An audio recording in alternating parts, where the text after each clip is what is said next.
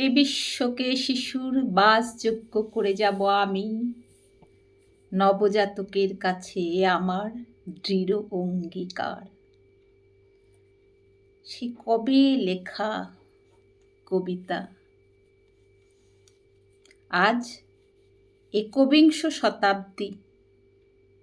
আজকে কি সত্যি আমরা পেরেছি, নাকি আরও তলানিতে নিয়ে গেছি তাদেরকে, যেখানে সরকারি প্রতিষ্ঠান নেই, যেখানে বিচার ব্যবস্থার এই অব্যবস্থা।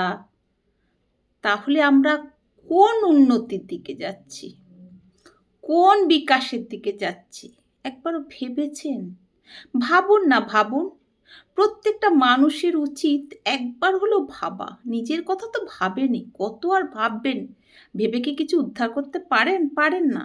তো একবার এই কথাগুলো ভাবুন না, যে আমরা যে চলে যাব, আমরা তো চলে যাব, এবার যাদের রেখে যাচ্ছি তাদের জন্য আমরা কি করে যাচ্ছি, কি রেখে যাচ্ছি, তারা কি দেখছে, এবং আরও পরে যারা জন্মাবে তারা কি বা দেখবে।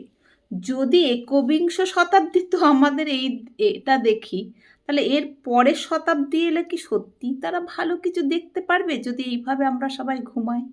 তাই নয় কি? আজকে সত্যি একটা গল্প আমার খুব মনে পড়ছে।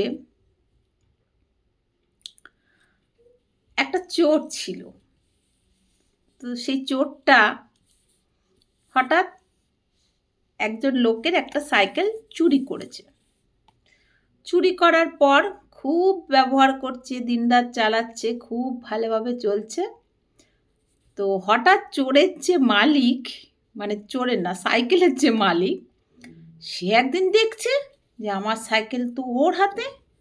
ও তখন গিয়ে বলছে, কি ভাই, তুমি আমার এই সাইকেলটা নিয়েছো, চুরি করেছো? আমি খুঁজে খুঁজে মরছি, সাইকেল খুঁজে পাচ্ছি না। তখন চোরটা বলছে, এই নিয়ে চোরটাও বলছে, আপনার এই সাইকেল, তার কি প্রমাণ বলুন। হতে হতে ওরা তখন গেছে মোড়লের কাছে, যে আমাদের সমাধান আপনি করুন। মোড়ল মশাইকে বলা হলো। তো মোড়ল মশাইকে যথারীতি যার সাইকেল সে ভালো করে প্রমাণ দেখালো, যে দেখুন এটা আমারই সাইকেল। এইবার মোড়ল মশাই ভালো করে বলতে লাগলেন, বলছে, দেখো, সাইকেলটা তোমার চুরি হয়ে গেছিল ঠিক কথা, কিন্তু এই যে চোরটা এতদিন ধরে সাইকেলটা ব্যবহার করছে, তো ওর তো হাঁটার অভ্যেস চলে গেছে না?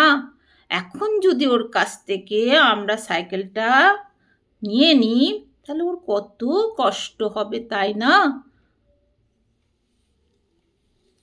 কত সুন্দর বিচার ব্যবস্থা, তাই না? ধন্যবাদ। শুভরাত্রি। নমস্কার।